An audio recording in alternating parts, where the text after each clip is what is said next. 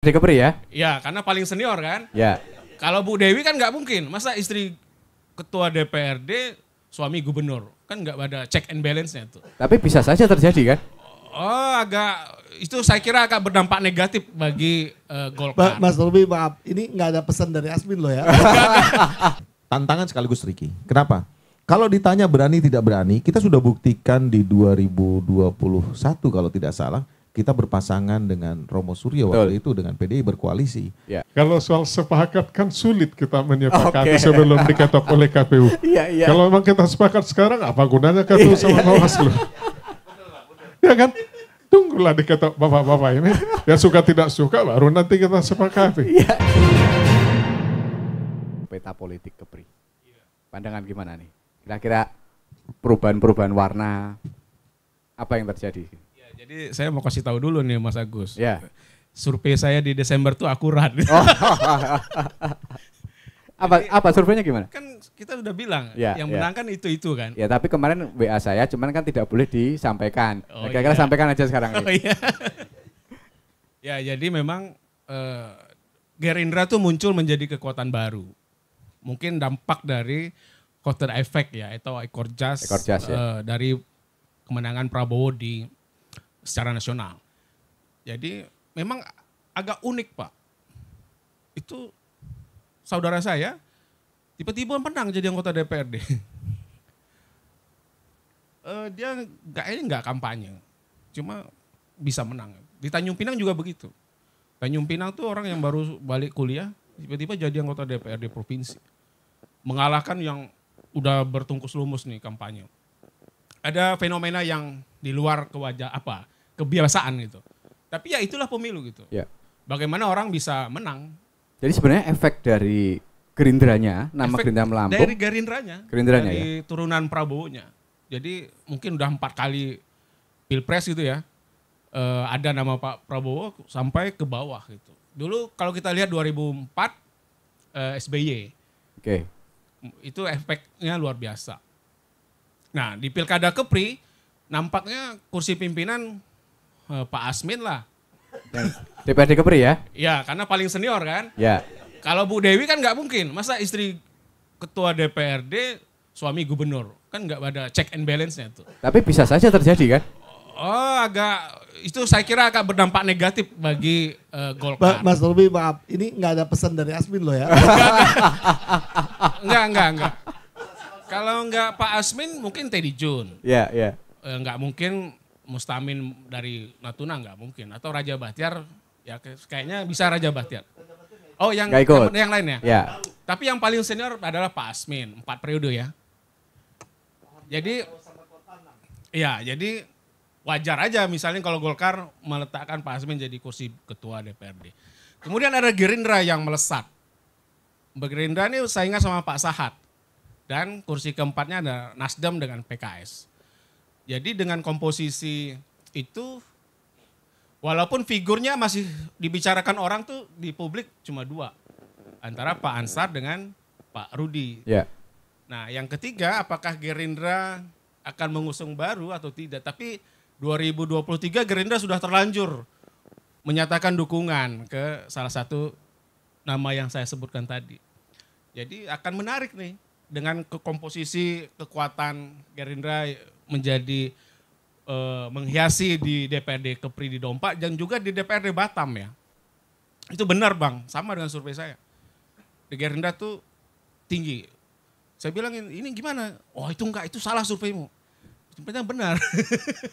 Jadi ini menarik Gerindra bisa saja menggeser PDIP dengan Nasdem atau Nasdem tetap ya ada rebutan nih antara Gerindra sama Nasdem.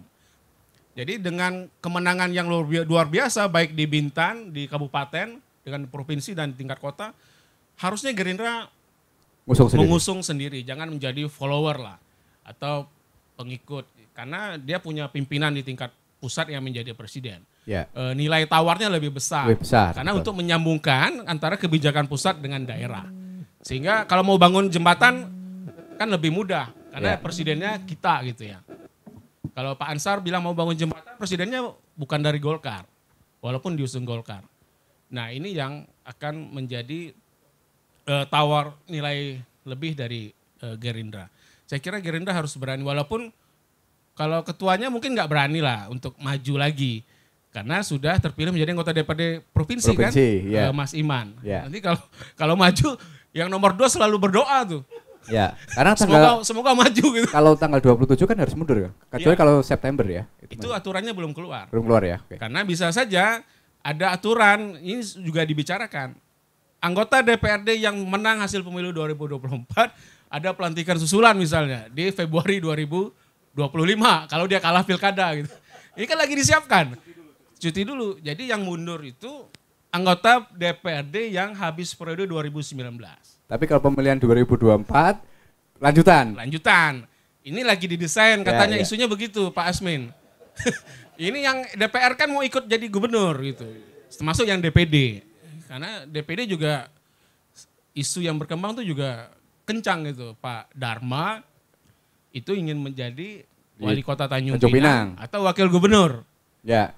Nah, anggota DPD nomor 5 juga doanya lebih banyak nih. Karena kan udah tahu kita yang nomor 5, nomor 6 juga siapa gitu kan. Jadi inilah mungkin wajah-wajah baru yang akan menghiasi kontestasi di 2024 di November ya kalau nggak ada perubahan. Ya. Karena PKPU-nya udah keluar tahapannya Agustus pendaftaran Mas Priya. Pencoblosan di November. Jadi dengan komposisi peta Gerindra menanjak ini luar biasa Mas Agus. Jadi luar biasa lah. Ya, baik. Kira-kira Kira-kira gimana Mas tantangannya? Berani mencalonkan kader sendiri nggak? Waduh, ini menurut saya pertanyaan yang cukup Tantangan. tricky ya. Tantangan sekaligus tricky. Kenapa? Kalau ditanya berani tidak berani, kita sudah buktikan di 2021 kalau tidak salah, kita berpasangan dengan Romo Suryo waktu itu dengan PDI berkoalisi. Ya. Artinya kita mengusung kader terbaik kita waktu itu, ketua DPD kita, Pak Iman Sutiawan. Jadi kalau kita bicara berani atau tidak berani, Gerindra itu didesain sebagai partai pejuang. Artinya kita akan persiapkan kader-kader terbaik untuk kemudian tampil menjadi pemimpin. Hanya persoalannya sekarang, pemilu ini kan belum selesai, masih dihitung.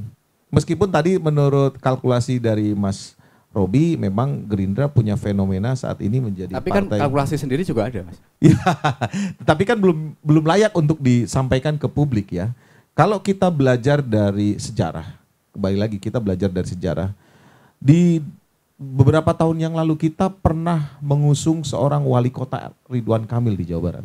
Ya. Dan itu terbukti menjadi seorang wali kota. Termasuk ketika mengusung Ahok dan Jokowi. Kemudian juga akhirnya mengusung Pak Anies menjadi wali kota, menjadi gubernur Jawa Barat.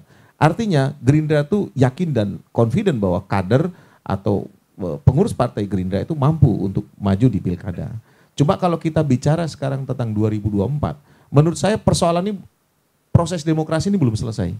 Kecuali ketika nanti sudah ditetapkan oleh KPU, oleh penyelenggara tentang komposisi berapa kekuatan dari kursi yang didapatkan di tingkat legislatif, baru mungkin kita akan Keyakinannya dapat berapa? Di tingkat provinsi sama kota?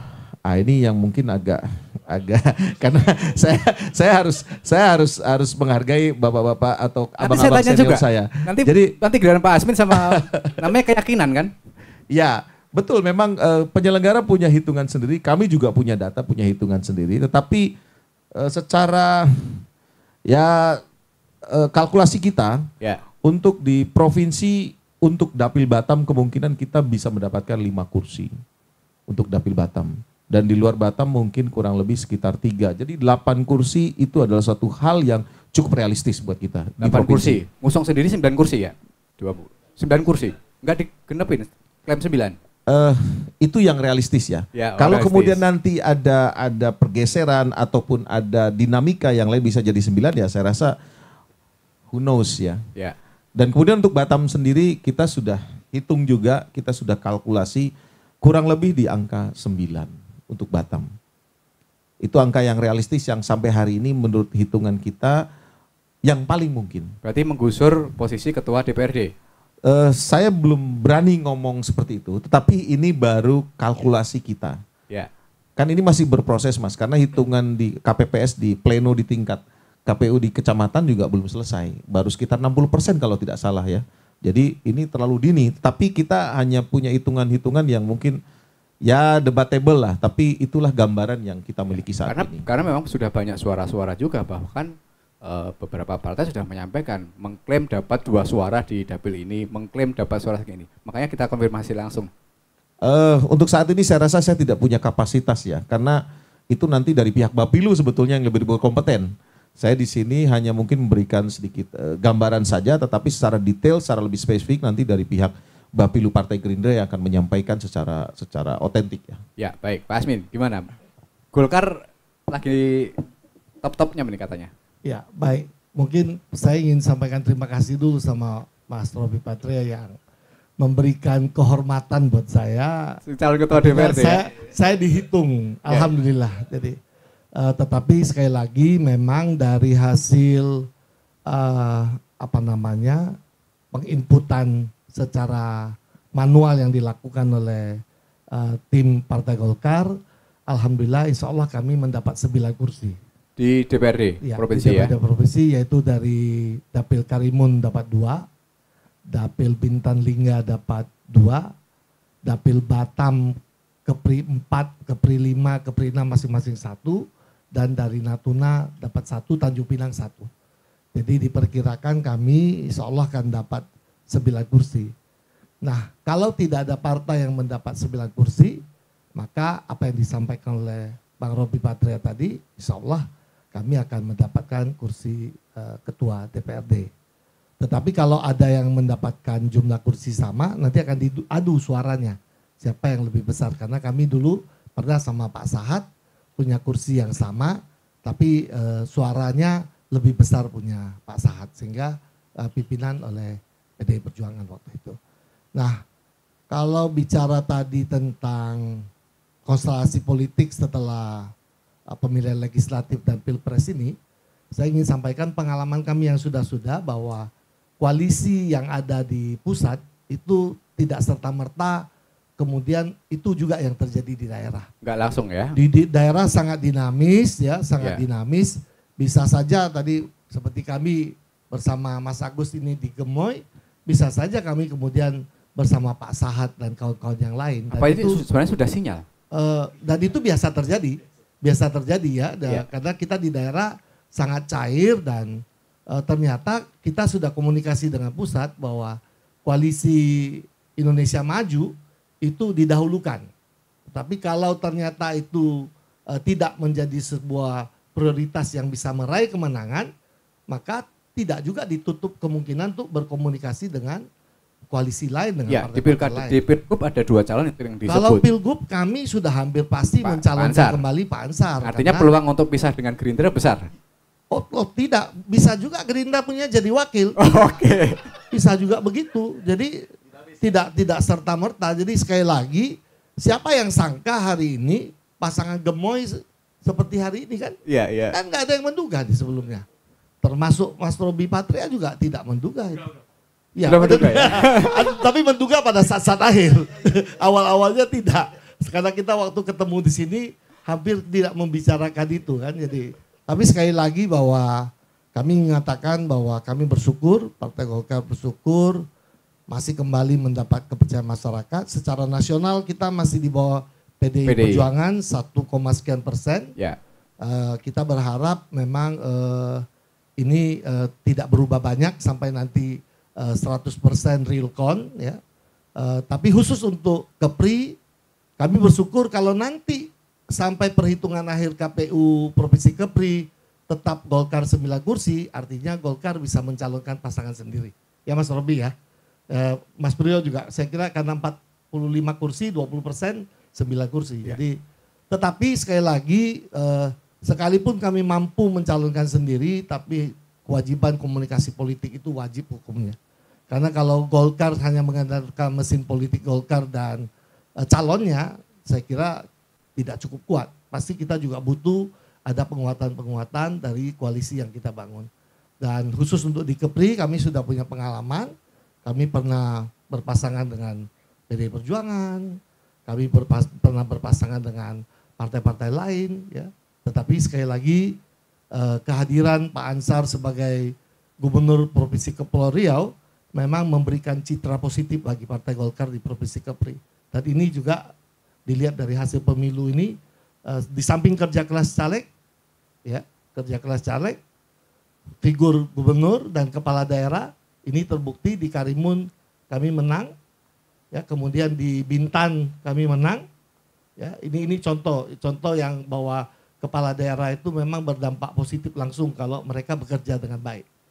Nah kemudian di provinsi insya Allah kami juga mudah-mudahan bisa terus bertahan menjadi pemenang. Jadi itu Mas Agus bahwa kami tetap meyakini bahwa sekalipun mampu mencalonkan sendiri tetapi ini sangat dinamis, kami tetap harus berkomunikasi dengan semua teman-teman sehingga nanti bukan sekedar mencalonkan kembali Pak Ansar, tapi kami ingin memastikan Pak Ansar kembali menjadi gubernur untuk Tapi untuk sudah Kepri untuk periode kedua. Sudah lirik-lirik pasangannya belum? Masih kalau itu Pak Ansar tentu kan ini harus ada chemistry ya. Ya. Di samping kita kan bukan mau ikut tapi mau menang gitu ya. Ya. Mau menang tapi juga kerjanya nanti juga harus lebih baik. Apakah hasil pemilu di 2024 itu menjadi satu dasar siapa yang misalnya perorangan yang dapat tinggi bisa menjadi satu tolak ukur nanti calon wakilnya Pak Ansar? Kalau kami di Golkar biasanya calon-calon potensial itu nanti akan disurvei. Misalnya Pak Ansar dengan Pak Sahat, Pak Ansar dengan Asmin, Pak Ansar dengan Mas Agus. Ini siapa yang lebih kuat? Oke. Kalau siapa yang lebih kuat itu yang nanti yang diajukan. Ya, baik. Pak Sahat dari PDI ini. Ya, terima kasih. Khusus mengenai pilkada, yang pertama kita memang masih menunggu hasil dari pileg ini, bagaimana berapa persen. Dan mengenai kader, saya kira di samping PDIP juga mempunyai kader, dan PDIP juga terbuka dari pihak-pihak lain untuk bisa mewadahi pemerintah untuk Provinsi Kepulauan Riau ini. Dan itu pun secara nasional, PDI Perjuangan selalu juga bisa membuka diri untuk bersama-sama memajukan Republik ini. Mungkin itu dari kita. Sama pertanyaannya tentang kursi, biar saya adil Pak. Kira-kira berapa kursi yang didapat dari PDI? Yang ada saat ini kita, yang periode ini kita ada punya 8. Ya. Yaitu di Natuna 16-1, Lingga Bintan kita kosong, di Tanjung Pinang 1, baru di Batam ini kita dapat 5, Karimun 1, itu yang ada saat ini. Dan sekarang itu tadi, salah satu Kepri 4 ini dulu kita dapat 2, ya kita masih berusaha bisa tetap dapat 2, begitu juga di Kepri 5, yaitu Sagulung, dan ini kan sekarang masih penghitungan. Kalau bisa tetap 8, kita syukuri, tapi kalau meningkat dari 8 mungkin masih agak berat. Harapan kita jangan sampai turun. Ya, jadi tadi diklaim untuk kota Gerindra nanti yang DPRD kota. Apa sepakat nggak? Kalau soal sepakat kan sulit kita menyepakati sebelum diketok oleh KPU. Iya. Kalau memang kita sepakat sekarang, apa gunanya KPU sama Bawaslu? Ya kan? Tunggulah diketok bapak-bapak ini. Ya suka tidak suka baru nanti kita sepakati. Iya. Kalau kita sepakati mendahului bapak ini, padahal udah diatur oleh undang-undang. Ya. Tunggu ketok. Dan ini pun akan kita hitung ulang semuanya. Itu gunanya akan dihitung ulang. Kalau memang ini pemilu ulang juga, anggarannya kita atur.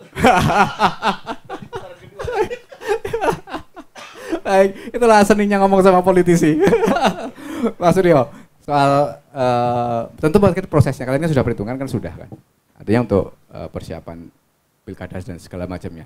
Seperti apa tahapannya? Ya, baik. Jadi 14 Februari sudah berlalu. Ya. Jadi saya kira sudah waktunya kita mulai membumikan atau menancapkan ingatan kepada masyarakat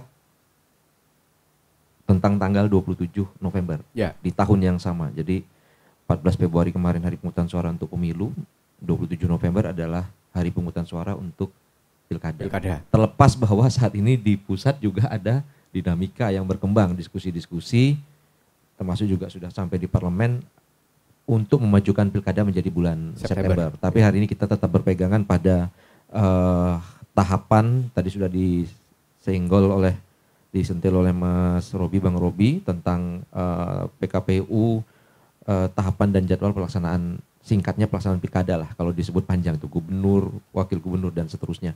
Jadi ini peraturan KPU nomor 2 tahun 2024 dan betul bahwa pencalonan itu dijadwalkan